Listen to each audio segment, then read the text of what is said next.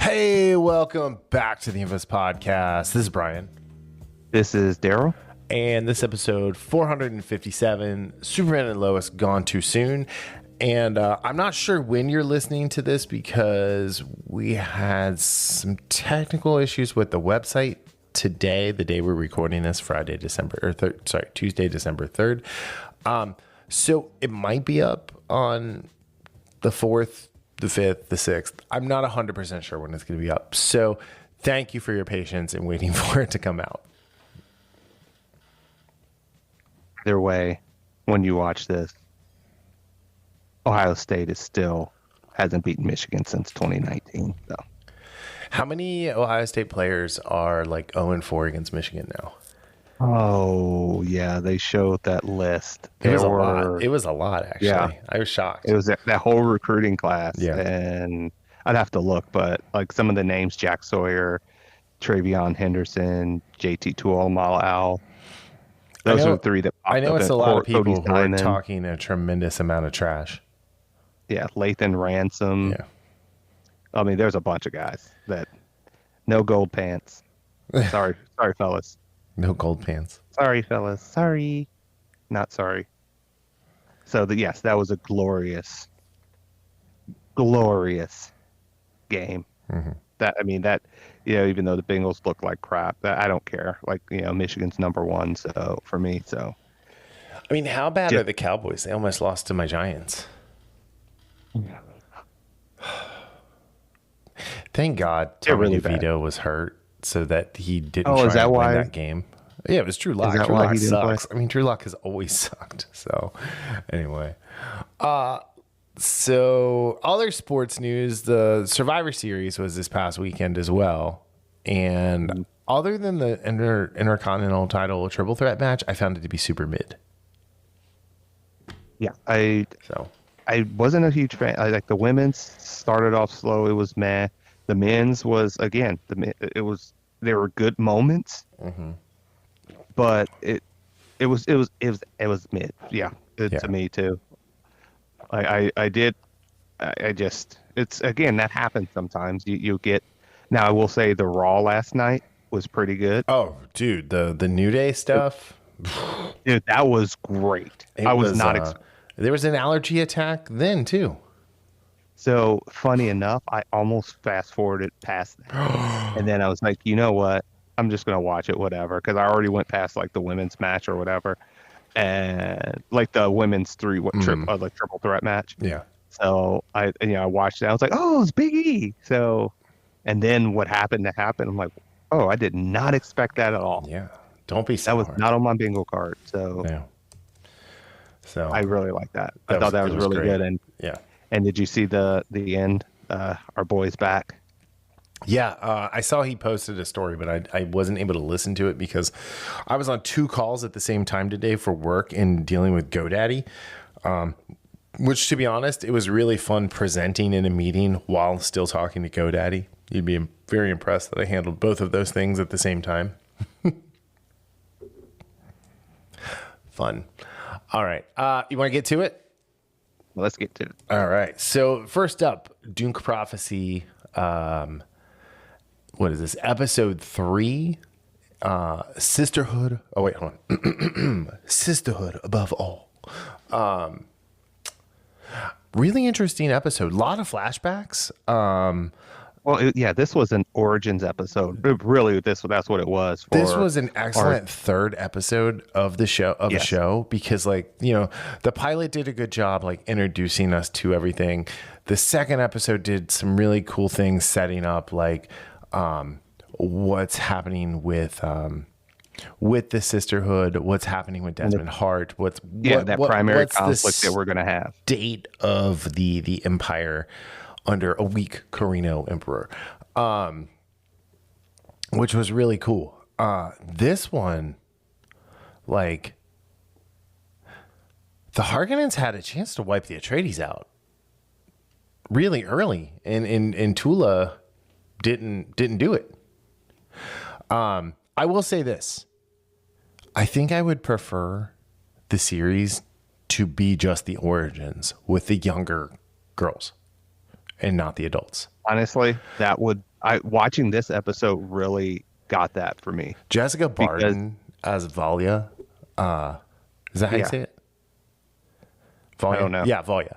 Valia, yeah. Is amazing. She's amazing. I mean, Emily Watson is good. Don't get me wrong, but there's just this There's stuck less upness to her, and not as much of the drive there's less restraint Yeah. in the younger version. Yes. Yes. You like to say. And then Emma Channing, who I don't think I saw her in anything before, is great. Now, I will say Olivia Williams is awesome. And when we get to the end of the episode, like, it's going to be really interesting because of how the series started with the talk of the Machine Wars. So I thought it was a really, really cool thing. But So just so yeah. you know, you have seen Miss Canning before. She was in 3 episodes of Masters of the Air. Because I kept seeing her face, I'm thinking I've seen her this year in Let something. me see. Who was she? And she played Helen. Oh, that was not Austin Butler. It was the other like ace guy, his girl. Yeah. Okay. Yeah. The one who got caught first, or who got caught second, and then showed up at the camp when Austin Butler was already there. Yeah. Yeah. So, Okay. So Cool. to your point, it's so funny how shows do this, or this, it kind of breaks Well, I down think like she's this. You'll see blonde in something. that other show, in and Masters of the Air. Yeah, I'm not sure. I just know her face. Sure.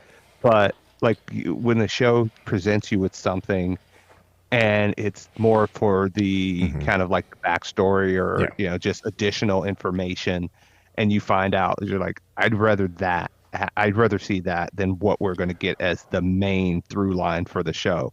And again, it's not to say that it's not, what's going on is not interesting, because it absolutely, or not even interesting, is it good storytelling, or I'm not looking forward to it, because I am, especially when we get to the end. Right. It's just that for a conflict perspective, the two actors, the two young, like as you said, the younger Valya and Tula, their performances in this episode were, and again, we've seen the young Valya before, but we haven't seen Tula. Right. Like them, the way they play off each other, everything that happens with their family and all of that stuff made me want to see more of.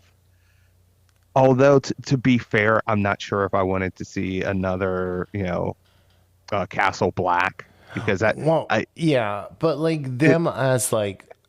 So like, when we get to, by the time we get to Dune, right, the Harkonnens are on Getty Prime, and these Harkonnens are on Lankiveil, and it's like this desolate, it's like Hoth but with trees, and it's just as barren and desolate and just depressing. Like they're going to the market and buying frozen meat. I mean, it's basically they were north of the wall. Yeah, and sure. Maybe because Mark Addy was in here. Well, that's where that's the reusing the characters, right? Yeah.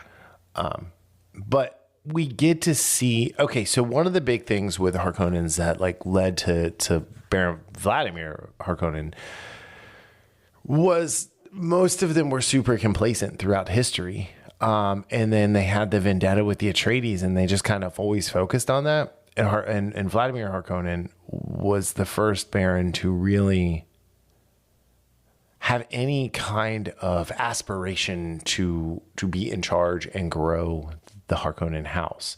And even Fade like shared that, but like, the Beast Raban, he just wanted to kill. He didn't care.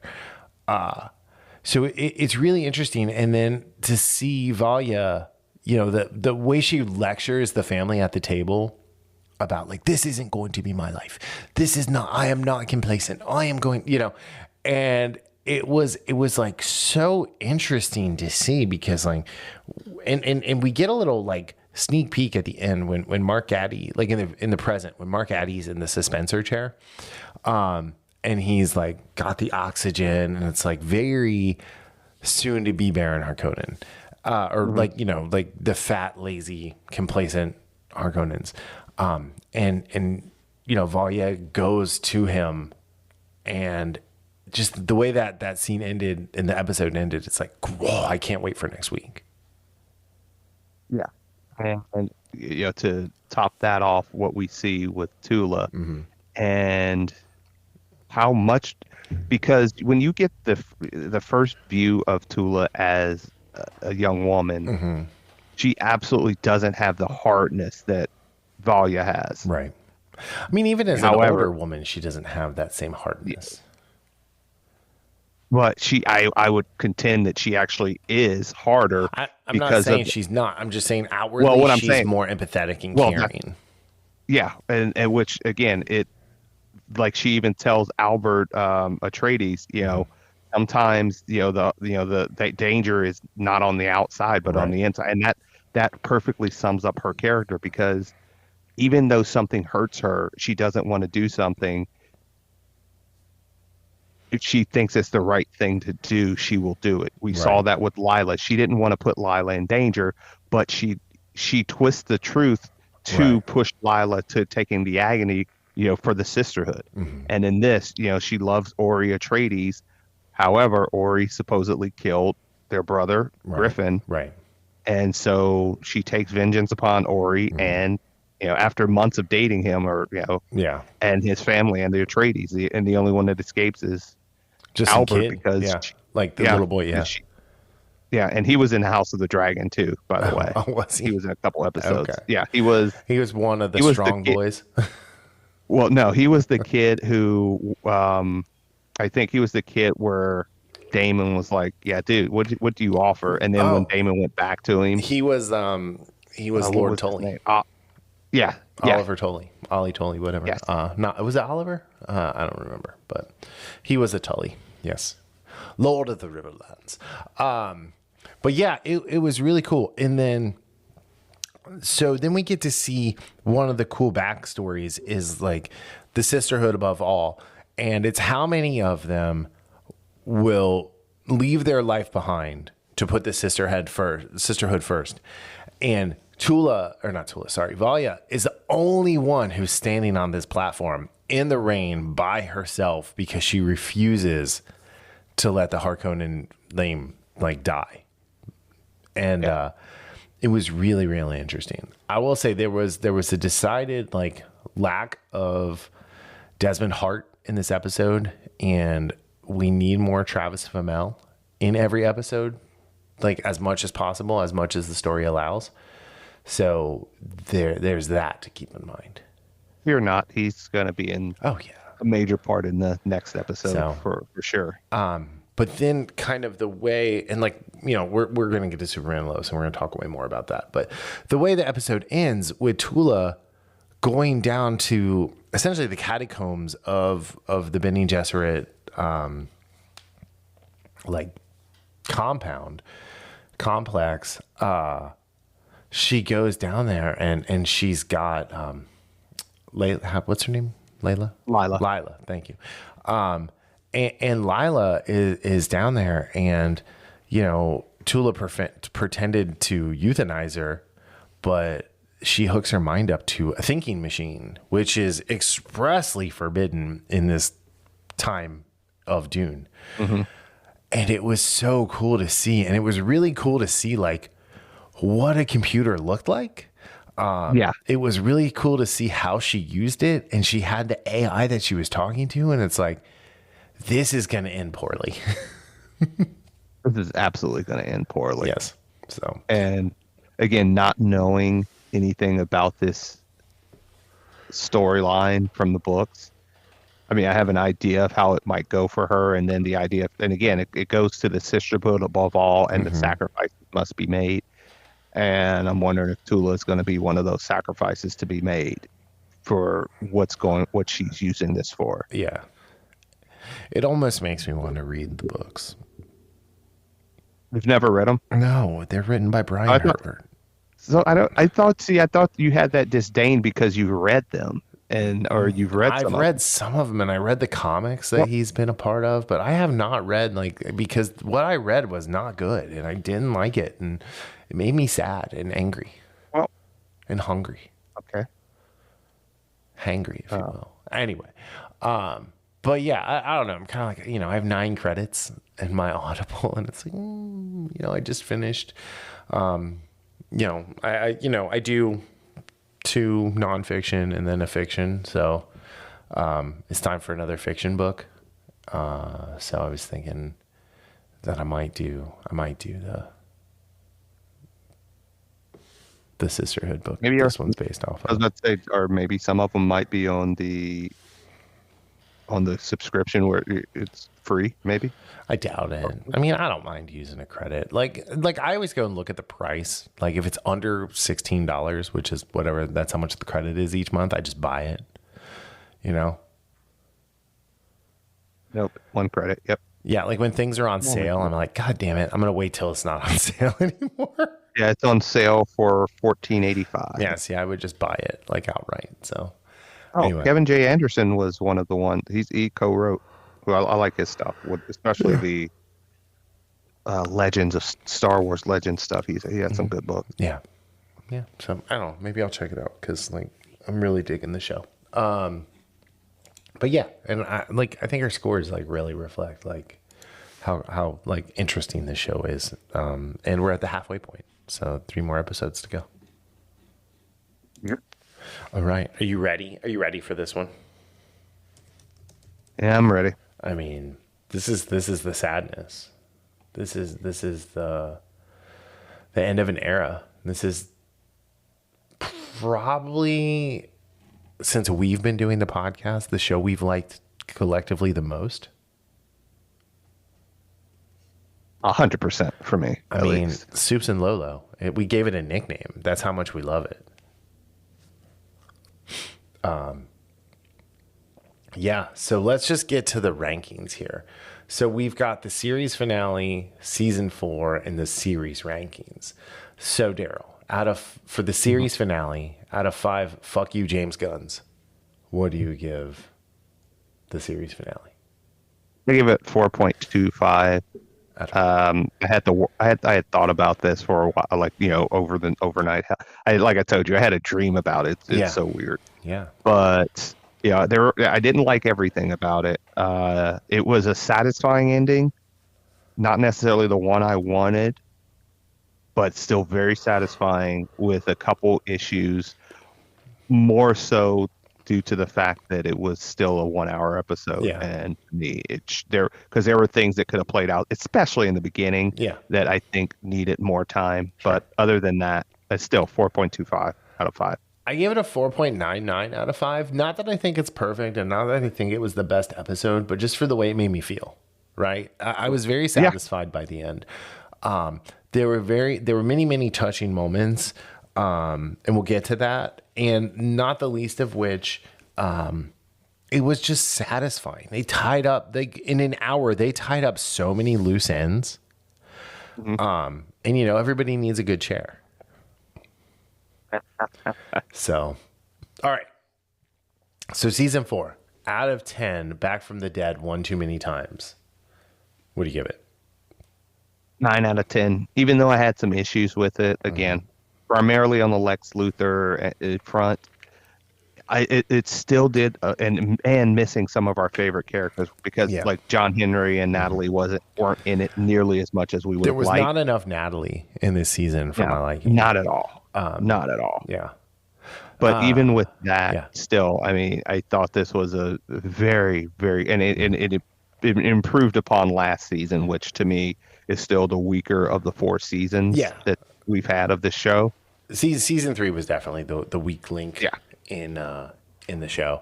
I went with a 9.25. I think for many of the same reasons as you, but I also think as a final season goes, knowing that they had to make budget cuts to go into the season, and then after that they're like, oh, by the way, some dipshit at DC Comics is saying you guys can't do any more of this because he's doing a fake version of Superman, allegedly. It did the best with what it had, with a lower budget, yet we got the best version of Doomsday ever. Which, like, ever. It's both fat. It's in live both action. In live action, sorry. Yeah, which is both sad and just, and just standing ovation type applause for the team. Oh yeah. because what you said, the way they were able to wrap things up, again, even though they knew this was the last season, but it was still, again, it didn't. I know they were rushed. There's no doubt, especially with the budget cuts and stuff. The fact that they were able to give us what they did shows a team of writers and creatives behind the scenes of this show that truly cared. Oh yeah. Or not only the characters, but, and this is where most of these writers and stuff screw up. They cared about the audience because they knew what the audience wanted and expected, and they delivered on that in a way that 4 years I could not have expected when I first, because especially since we got a Superman that was a jobber. Tyler Hoechlin played Superman in the Supergirl show, right? And what we got there, and I was very skeptical of this show, right, until the first 2 minutes of the show, and then I fell in love with the show right there, and I still am, in love with this show. Oh yeah, yeah. So I mean, I agree. I think as far as final seasons go, it'll go down as one of the better ones. All right, so for the series now. Oh wait, I did 9.25 by the way. You basically said everything I was going to say, so I don't have a whole lot to add there. Out of 10, Clark Kent, Nerd Dad for the win. What do you give Superman and Lois? Joe, yeah, 9.85 out of 10. This is a top 3 show of all time for me. Ooh. Now you can talk about shows being, having deeper lore, having, like stronger drama in the sense of, and I don't mean unnecessary drama, but shows that had stronger drama or life, threatening drama where characters died here and there that you didn't expect, unexpected things like that. But for me, this show, there's 2 things. And again, going back to the first thing I said a minute ago, these writers, these creatives, these producers, Todd Helbing, I want to shake his hand and say thank you. I want to buy him dinner because, it's like, let's go out to eat, dude. Let's talk. I would love to talk to him about this show just for 2, 3, 4 hours. I don't care how long. I'd like to talk about this and like the good seasons of The Flash that he was involved in. Oh yeah, he was. Yeah, so, the first couple of seasons. Yeah, he did The Flash, and then when he left, it got repetitive and dumb. Yes. So that, but there's also, and then you've used this word to deal with this show.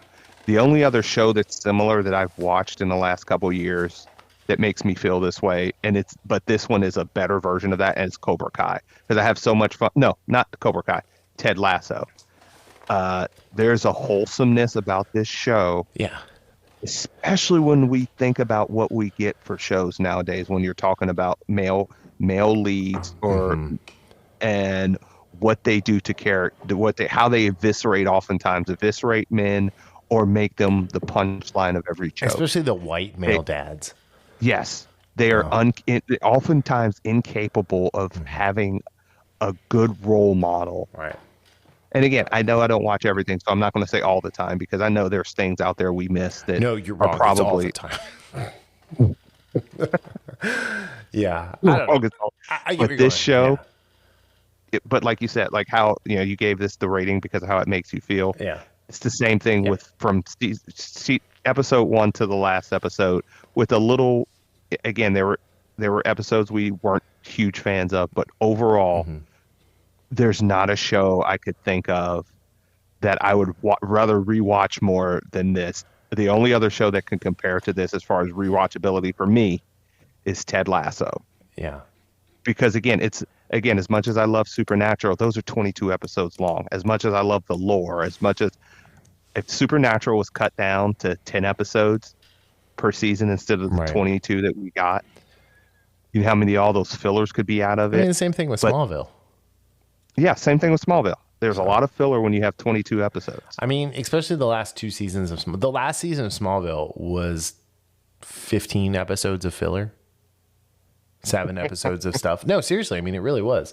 Yeah. Because they were trying to tell a dark side story and they didn't have the budget to do it. So, I gave this a 9.57 out of 10. I'm going to ask you this question, but I'm going to tell you my answer before I ask you the question. I was all in on this show when we got to see that 6-minute teaser about the first 6 minutes of the episode, where it was like he's in the 30s suit. He talked to the kid and he's like, I like your hat. And he's like, I like your suit. And he's like, thanks, my mom made it.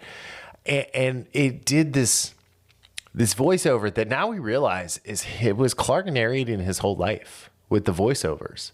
Yeah. Until he died. Yeah. Spoilers. But you know this is happening.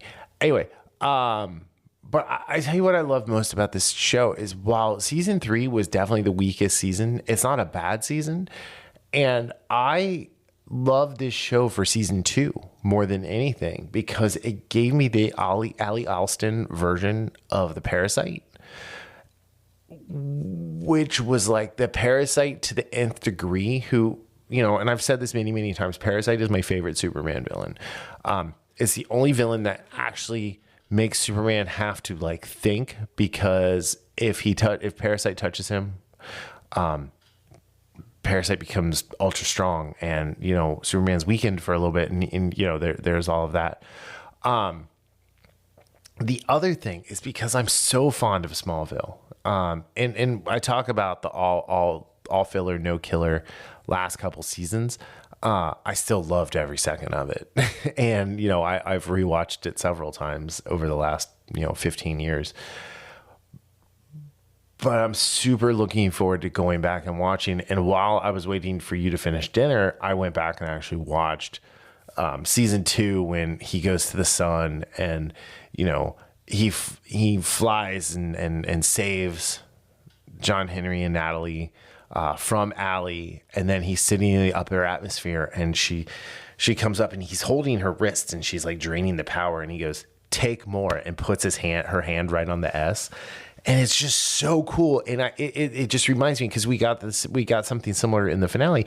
There's so many like iconic like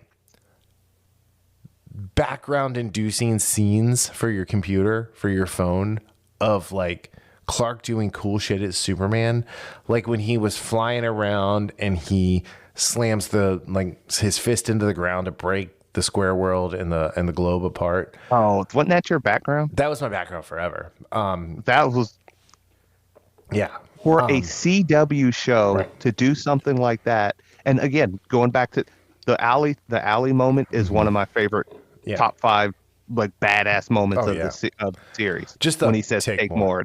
And the way he's like just deadpan, he goes, "Take more." Like, it was so great. It was dispassionate. I've watched that a couple times, just that clip on YouTube more than a few times. And then the other thing is in this episode, when he forbids the boys from fighting Doomsday, and they go and they do it anyway. And we're going to get to the episode, but this was the thing that just kind of solidified a lot of the stuff. And he tells them, lead him to Main Street and then break off when I tell you to. And the boys finally listen to him, like just no questions. And as he dodges the punch that Doomsday is just leading with the fist, right? He's just trying to fly into Superman. And then as the Warhammer comes from out of nowhere and crushes Doomsday's skull, it was like, this is amazing. And then the scene later on when he's fighting Luthor in the war suit, and after he's been recharged by the sun, and he gets the kryptonite screw out of his chest, and I actually had a problem with that scene, but when he punches the suit apart without killing Luthor, the control that he has over the power that he has, like, this is probably the most powerful version of Superman we've ever seen in any medium, any live action medium.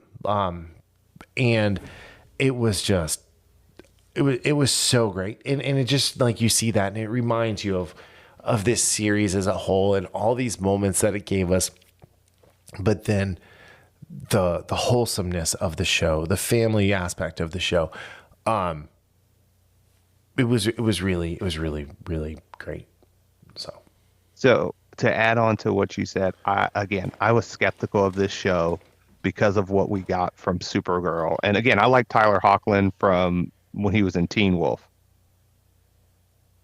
I was all in on this show. Like you said, that first 6 minutes of kind of like the voiceover. When he said to that kid, "Thanks, my mom made it for me," that's all I needed. I was 100% bought with that little line, and the genuine, like how genuine he was when he said it. Right. That completely sold me on everything. And then again, the next few minutes after that, showing how they got to where they are with him and Lois getting married, having the boys, Jordan and Jonathan, the differences between them. That was just icing on the cake. But him saying, I mean, thanks, my mom made it for me, was such a, again, it's one of my favorite moments of any superhero thing I've ever seen. Yeah. And I would put it up there with, top 10 of all, think of all the superhero movies, the TV shows we've seen. That right there, that 10-second interaction with that boy was that good to me. Right. And it sold me on the show. And more importantly, after that, they never pushed me away from the show. No. Like other shows have done where you've liked it and then they've done stuff where it's like, oh, I don't care anymore. They kept that same love, that same attention, that same wholesomeness throughout the 4 seasons. They kept that energy all the way through. Yes, and that's difficult. What the kids would say it today. Yeah, you're right. Yeah. It's super difficult to do. And again, by the way, what you said about the Lex Luthor scene, I rewound that too because that was so incredible. If I was still making thumbnails, that would be the thumbnail. Yeah, that was incredible. I love that scene. Yeah. All right. Let's talk about the finale. So last week we ended with Clark really beaten badly and Doomsday just flies off with him again. Almost like at the end of season 3. And they're fighting. And then, there's a lot happening in this episode. You've got Lex versus Lois, which was great. You've got the boys, which the most cringe part of the episode was the fraternals. Which is supposed to be, but yeah. That was but they're such nerds. But so I was right about a couple things, right? Because I was like, oh, they're gonna do a sometime later. It started out as only a year, but then they did a Superman This Is Your Life, which was great. It was great seeing I wish we would have seen the boys when they were older with David Gugliotti and the other guy in the Superboy costumes. Oh yeah, which were badass, by the way. We didn't get nearly enough of that. But I thought he was gonna take Doomsday's heart so he could get back to full power. And then I realized that I was wrong about that because when he takes Doomsday to the sun, it's like, oh, that's right. Bizarro was powered by the red sun, not the yellow sun. So it wouldn't have worked for him. No. So, And how in the world was that scene so freaking touching? Oh God! When he puts his hand up, and I'm like, oh my God! You know what it reminded me of? And again, I know they're monsters, and it was actually one of my least favorite scenes in Man of Steel. Is when Kevin Costner shakes his hand at him. That's what it reminded me of when he did that. So, but I liked when his eyes went back to being blue, like a la Kanan from some Star Wars Rebels. Like he could see with his own eyes again. He wasn't just a monster anymore. And then going back and seeing the Flash, this is the thing that again that just highlights how much these writers behind the scenes, care about delivering a story to entertain, but also a fulfilling story, fulfilling arcs for the characters. Because that I was like, why is this hitting me so hard? Do you remember at the beginning of the show when we were talking about it, and there was a lady that got fired because she was in the writer's room and she wanted to make the Kents black? Yes. Yeah, fuck that bitch. Like this show was so good because it was so true to everything. Yeah, thank you, Todd and Brett. and like this was the apex A team creatively for this show. I mean, it was directed by Gregory Smith, Brent Fletcher, Todd Helbig did the writing. I mean, this was this is as solid of a triple threat for TV as you will ever get. Yeah. All right, so real quick, here's what I liked. We talk about the good and the bad, right? I liked the first half of the episode a lot. Loved the first half of the episode.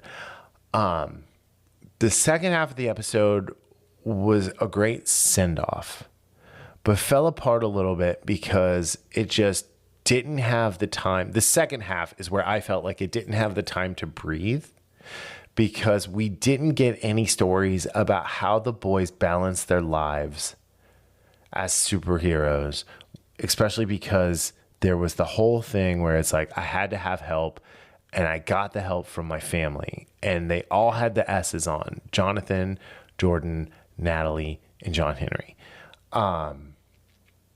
And did Jonathan marry Candace? Like that kind of stuff. Like what was really interesting. So there was that, but the button that they put on everything when he died, and he's walking through the house, and he's got the boys, and he's got the older version of the boys, and they missed having his mom there. I thought that was a huge miss, and maybe she just wasn't available. So like that's not too much of a thing to judge it on. That's not like, oh well, you fucked up. It would just sort of been awesome. But when he opens the door, well, okay, hold on. When he gets to Lex and he talks about forgiveness, and Lex is sitting there crying, and it was like, Lex doesn't want to be forgiven. Like, and I know this is Superman's death, but like, he forgives his mortal enemy, so he can move on. But when he opens the door and she's wearing the red dress that we always heard about, but we never actually saw her in, like, that was awesome.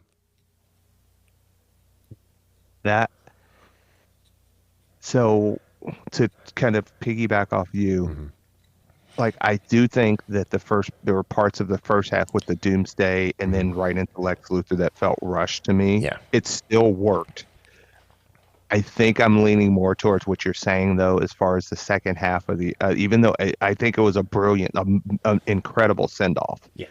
However, again, we talk about that. We've talked about this with other things, how certain scenes, you need time to breathe. Again, that doesn't mean 20 minutes it just means sometimes a couple minutes to breathe. And especially for things that are important, like seeing where the boys are and just that idea of them out there. And then, because they had I think I counted, like, between them, they were like 9 kids or something like that. There were 10 kids. There were 10. Okay. Yeah, I think so how many? One of them had 6 and one of them had 4. Yeah. So how many of them are going to be doing the super? And again, we didn't necessarily need that. Although it'd been cool if one of the kids, like at 6, starts floating like the baby from The Incredibles or something. Picks up the tractor like Superman does. Like in Superman the movie, when he picks up the tractor. Yeah. That would have been like a cool little throwback. That would have been great, because I started watching that. I'm by definitely the way, rewatching the first 2 before Saturday. Well, maybe not before Saturday, but But like going back, like again, the writing, because I was right. Like what he said, he was talking about what life is all about, and I love how each person in his life, or these individuals had different ones. He said joy, hope, forgiveness, wonder, friendship, family, and love. And he said love is the thing that makes life worth living. Do everything you can to find love. Right. And that is just that kind of everything that they did when wrapping this up is what Superman truly is. Right. And I know I'm getting off of this for a second, but it's as excellent as a filmmaker as I believe James Gunn is, because I really do like him as a filmmaker. I don't know if he will be able to capture that thing right there. of what Superman truly is. I will say he will not be able to capture that because James Gunn does not do wholesome. He does obscure. He does unique. Subversive. He does subversive. Yeah. And again, he does those extremely well. In restraint, yes. Like the first Guardians movie, right? Was so good because he had to work within that system. The second Guardians movie, they gave him too much leeway. Yeah. And then the third Guardians movie, while we both like it, was kind of a clusterfuck because he was taken off of it and then put back on it. And there was just a bunch of needless drama around it because somebody brought up 10-year-old tweets that they knew about from the first Guardians movie that it was talked about when he made a priest joke, which, you know, admittedly was funny as a Catholic. But at the same time, it's like one of those things where it's like, what we've seen, the things that we've seen so far with the still images and stuff like that, like the suit looks weird. The suit doesn't fit David Cornsweet. Like when you sit and the shoulders bunch up, it's too big for you. Him putting the boots on, and yeah, it could be like, you know, the whole idea is like, oh, you know, he's putting his boots on to go fight, but like the fact that there's this massive thing out there, like that looks like it's destroying half the city, like he'd already be there. You know? Yeah, I didn't like that. I didn't like that. What they should have done is the one edit that made it look brighter. One thing that I okay, so when Clark is fighting Lex up in the sky, right, and he fires the kryptonite screws at him, amazing concept. Two, when Clark rips it out of his chest, there's a hole in the middle of the shield that then immediately goes away. Yes, I know. And it's like, come on, show the skin of his chest there. Like you could have just put the suit, like, you know, like, I don't know. This isn't the first time they've done this. No, you're right. But it was just that little, and like, you know, the one on his arm and his leg, there were no holes there anymore either. And, you know, CG's the hard. Like it is, and like, you know, I'm not like, there were no points taken away, but it was kind of like, damn it. Or that he hurt, or again, these were just nitpicks, but and this is the thing, you never get how fast he is because he gets to the sun and then he gets back, and while he's watching Doomsday, which again, I must reiterate again, what a powerful scene. Dude, so amazing. He hears Jordan's voice, and then he gets back before Lex chokes him. And I'm like, he's being super powered by the sun. Like he's being supercharged, even in his weakened state. Like that is a power up. Being that close to the sun and soaking in the rays, like that's just well known in Superman lore. Like that is accurate. Even with even in his weakened condition, like his cells are going to do that. And it probably took time off his life, just like what happened in All-Star Superman, where he took in too much and then immediately started dying. I understand that. It still doesn't, to me. It's a nitpick, which he's not going to hear his son's voice that far away. It's not going to happen. Which, again, I know for drama's sake, you have to suspend, even in a thing where you have rules like Superman, you do have to suspend its belief.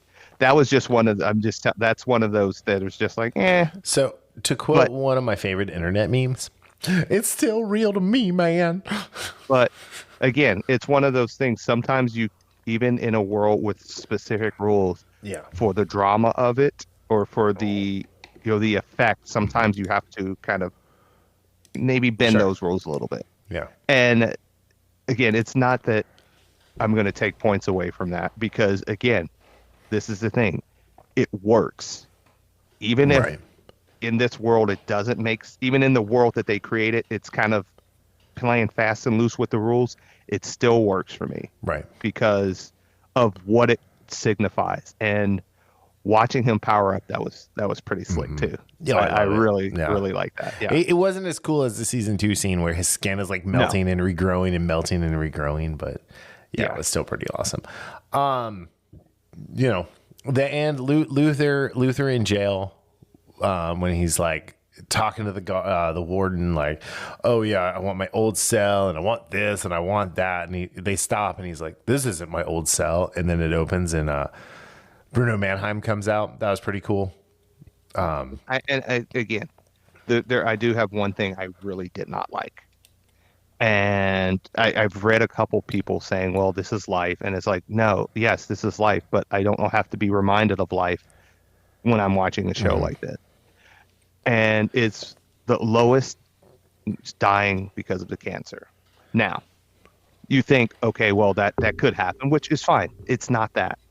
It's the fact that I love the fact that Clark thought back, after the whole Lex thing, he's like, I look back at my legacy, and then he talks about how he wants to improve the world. Right. Well, one way to improve the world, use Krypton tech to help eradicate cancer. Yeah, but then you run into that whole issue with like Wakanda, where it's like a technological ethno-state that makes everyone around it poor. Like Jor-El told him specifically, you have to lead them. You can't just give this stuff to them. Well, again, this is what I'm saying. I'm going with this. He had plenty of time to do that, to help lead to, again, you don't have to give somebody something for free, but the fact that he has this technology, and again, this is something I'm not ever going to change. Right. I had problems with the way they did that with season 3 of Lois and saying, well, it wouldn't be fair for me to get this treatment. Bullshit. Bullshit. I also thought their little foundation was too small. It wasn't thinking big enough. Oh, he should have been like bringing like crops to places and again, that kind of stuff. This plays more off on what you said, as far as needing a little bit more time to let things breathe, to expand it, because I think some of these things, maybe not the cancer thing, but some of this stuff, if they had more time, we could have seen more of that. So again, I really wish this would have been even a 30-minute longer episode. I mean, I would have loved a double episode, but even 30 minutes longer could have, given us a little bit more of what they were doing, because I thought that was one of the things I really liked in the show, him expanding out and saying, you know what, I can do more than just saving people in times of crisis, in the sense of like immediate danger with, a plane going down or an earthquake or a building burning. So I really, really appreciated that aspect of it. I did wish we could have gotten a little bit more of that and what they did, and how, like you said, that foundation. Maybe Jordan runs one in Japan, and Jonathan runs one somewhere else in Europe. Or things like that would have been, just those little things to me would have made this episode even sweeter. But even with what we got, I still, again, it's in a way it's a better version of Supernatural's finale, because Supernatural was really hit hard by the whole COVID thing, and you could tell there was almost like, you ever play a game where you go into a town that's supposed to be bustling and you're like having like 12 people out, and you're thinking this town or this city only has 12 people. Right. That's how Supernatural was because of COVID and the restrictions they had filming in Canada. Anyway, but this one did. So there was a bare bonesness about the whole, the way they were trying to save the world. And that was just because they had to rush through it. I really wanted to see more, and I wanted to see more of the boys, as like you said, grown up in their Superboy costumes. Was Jordan the one that had the new 52, and then Jonathan was the one that had the original? Or kind of, yeah. I mean, it was takes on. Or was it the opposite? Yeah. Well, I saw, because I saw the comparison with the originals, and they were pretty. The one with the red pants was like Superboy Prime-ish, so that was Jordan, and then Jonathan was like kind of newer without 52, without the jacket. There's a really interesting article on EW.com about the finale, and it's like interviews with everybody, and this kind of thing, and like kind of the main theme is, we thought we had 7 seasons, Helbig and Fletcher are like, yeah, we wouldn't have given Jordan powers right away. We didn't want it to be a superpower show. We wouldn't have sent Natalie. We wouldn't have sent Sarah off right away. There's things we would have waited on, like, you know, so they probably wouldn't have taken his heart, for example, you know. That just hurts me even more. Yeah. I'm serious, like seriously. But again, I'm not going to go into that because that's something else. Because I don't want to take away from how much I love this show, how much it meant to me as just a fan of entertainment, a fan of good stories, a fan of Superman. And I couldn't think of any. I really want to see more shows like this. Mm. It doesn't have to be a superhero vein in the vein of, and again, like I said, there probably like, are shows so like this show. Okay, so like Battlestar Galactica (BSG) was a political drama in space. Yeah. This was like Parenthood with superpowers. Mm-hmm. Like Parenthood is a super wholesome show. I never watched that. I love that show. It's so good. That. Peter Krause is awesome in that. But like, you know, so you get there with that. But yeah, there definitely needs to be, you know, more stuff like this. You know, and yeah. So I don't know.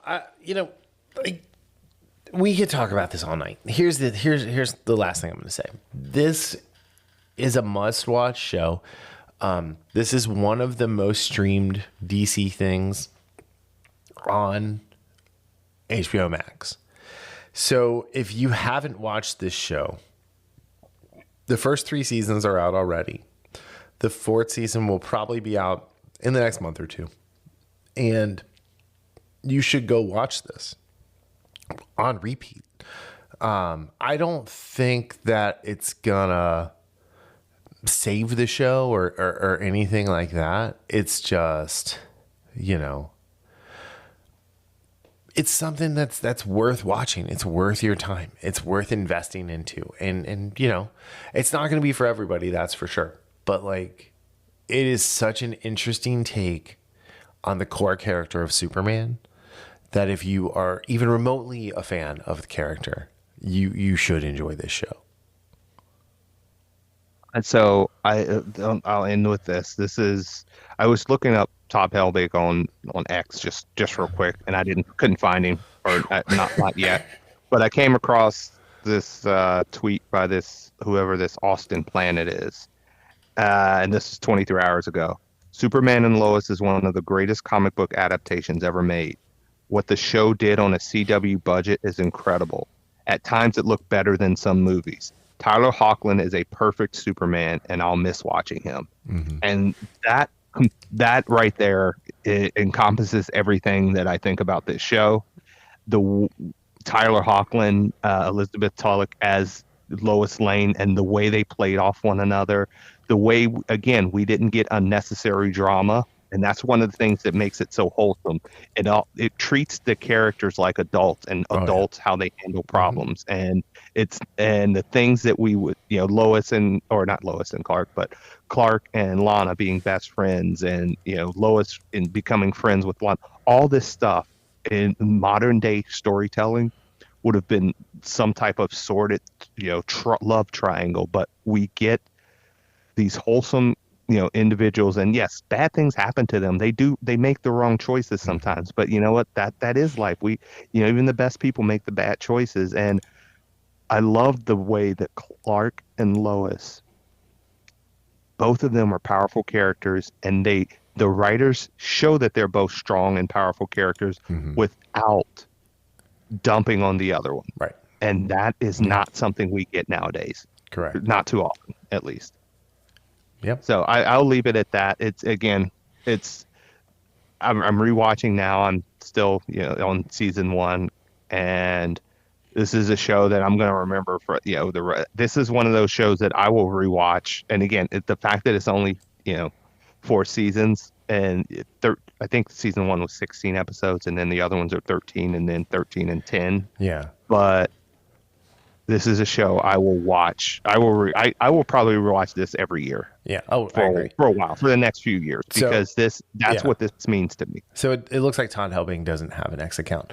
But this is funny. Scooby's the Third posted, "This is how you do a series finale, hashtag Superman and Lois." And it's a guy from The Simpsons with the Superman and Lois logo smacking the kid in the back of the head with the Flash logo. And the person who shared it said, "Superman and Lois had Todd Helbing. The Flash had Eric Wallace. Helbing is a good writer. Wallace wrote the show into garbage." So there you go. But yeah. Cool. All right. Well, on that note, whenever you're listening to this, I hope you enjoyed it. I'm going to try and make sure it was up in a timely manner, because this show is so special to us. But thank you for listening. We will be back next week. We're actually going to have a little more Superman content, talking about Dunc, prophecy, and more. So, Darryl, you want to add anything? Hail to the victors valiant. Oh, yeah. So, Bucko Fio State. Or wait. No, I don't know how you say it. Anyway, all right. On that note, thank you guys for listening. We will be back later. Have a great one. Bye. See ya.